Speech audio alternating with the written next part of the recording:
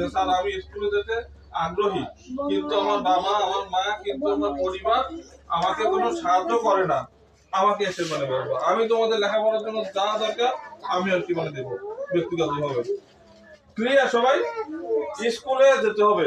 আমার এখানে আসতে গেলে প্রথমে যেটা করণীয় কর্তব্য, স্কুলে যেতে হবে। স্কুলে যে যাবে না, এই স্কুলের মধ্যে সে আসবে না। এই আমার এই ছোট ছোট যে স্কুল রুমটা, এই রুমের মধ্যে আসবে না। আগ্রহ থাকতে হবে, আগ্রহ। যদি ফ্যামিলি বলে যে না স্কুলে যেতে হবে না, কাজে যাও, আমাকে এসে মানে বলবা। ওই ফ্যামিলির বাবা মাকে বোঝানোর দায়িত্ব আমার। কি সবাই কি বুঝছো কি বলছি আমি? স্কুলে যেতে হবেই। স্কুলে না গেলে তোমরা মানুষ হবে না কিছু। এখন এখন দেশের এখন যে অবস্থা, মারামারি হুড়োহুড়ি সব জায়গা, তাই না? এই কথা বলে একটা কথা বলি, শোনো না কেন?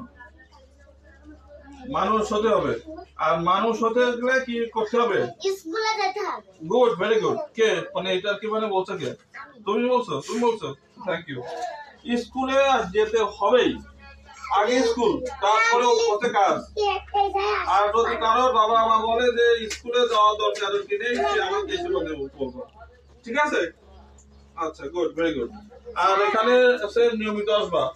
খাতা লাগে, কলম লাগে, আমাকে বলবা। হ্যাঁ, গুড, ভেরি